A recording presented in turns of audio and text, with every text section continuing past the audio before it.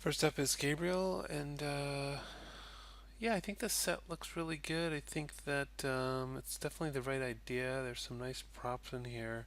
What I would say is that it'd be good to get some more things on the wall. I don't know if that's meant to be a window. Oh, it says a mirror. Okay, yeah, that works. So,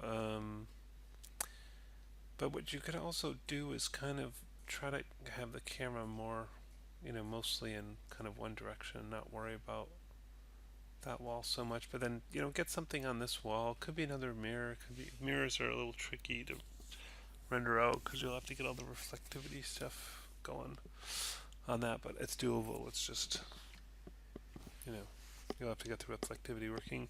But you could do other things. I don't know, on the wall, like images or TV screen or something. Just what you would find in kind of a gym environment. Um, you had mentioned an issue with I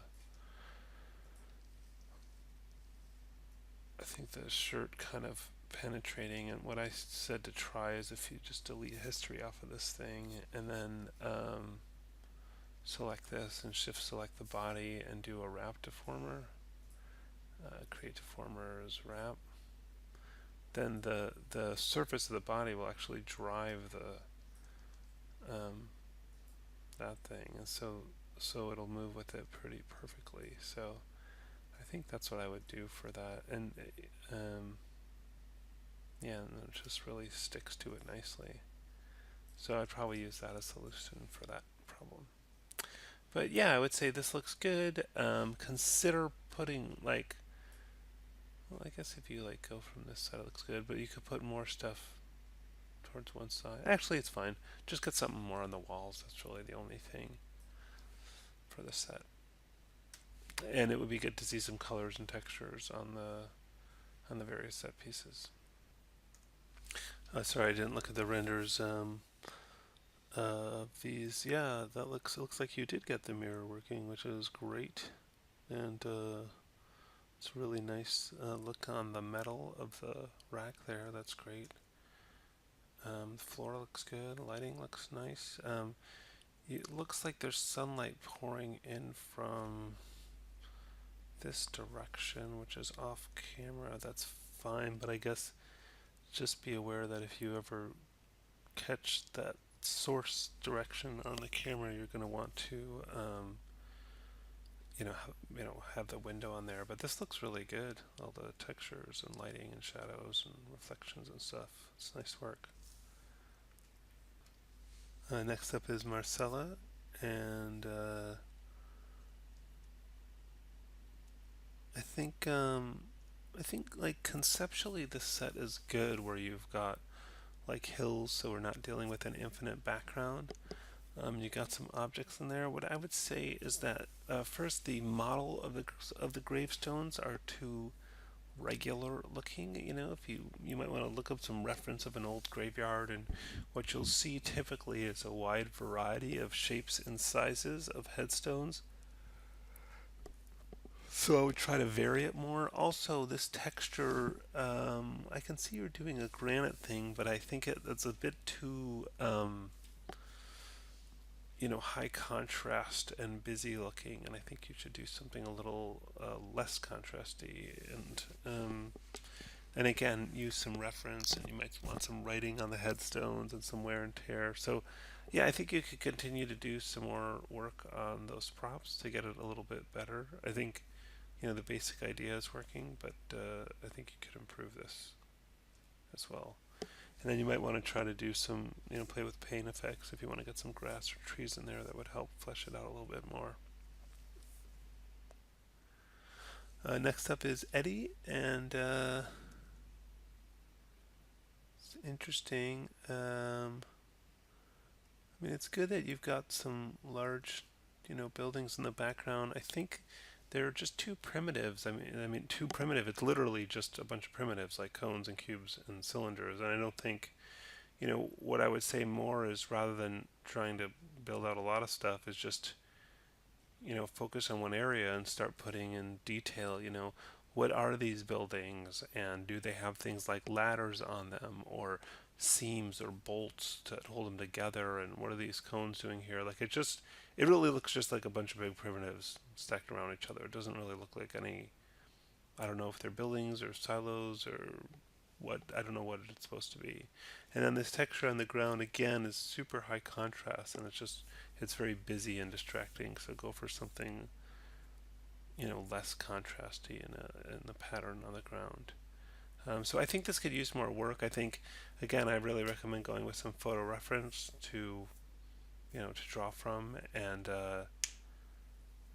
yeah, that's going to be important, just to get a concept of what it is you're trying to achieve. Because right now I can't really tell, and there's nothing that besides having the character in there, there's nothing that really gives it a human scale.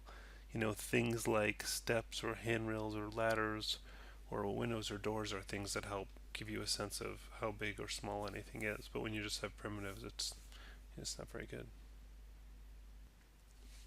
Next up is Jessica, and yeah, it looks like you got that background texture working. Yeah, I like some of this detail, like the table and the objects on it. That's good. And you got the window and the curtains. I think I could use just some more detail. I mean, look for other things you could add to a room.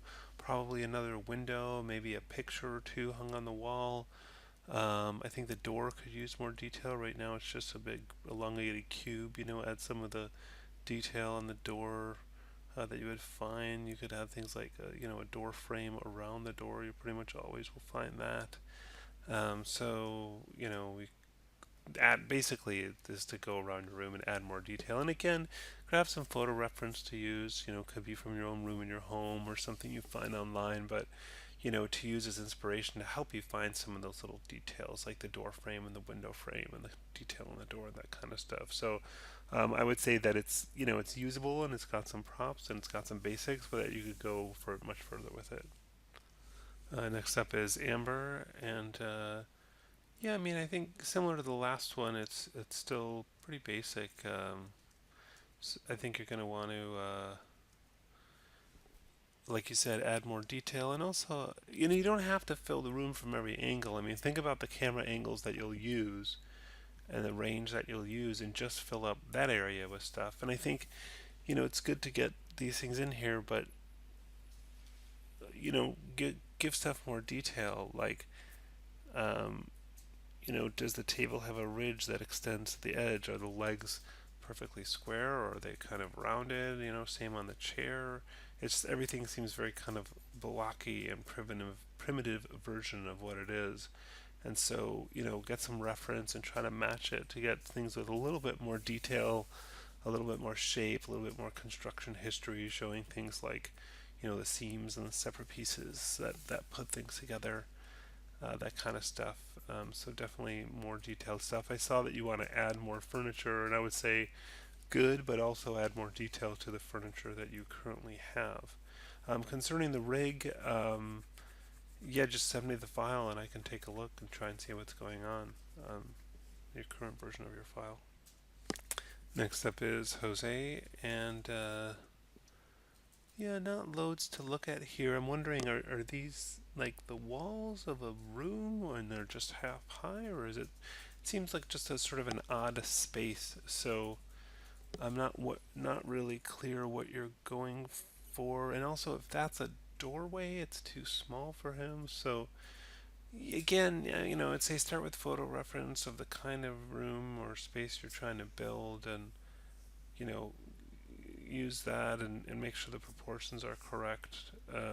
Because yeah, I'm not too sure what's going on here, like what kind of environment we're looking, what it's supposed to be. So yeah, I would just say continue to work on this, and again, use some photo reference, and again, only build what you imagine the camera's going to see. It doesn't have to look good from every angle. You don't have to fill in every detail. Just plenty of detail from the camera point of view.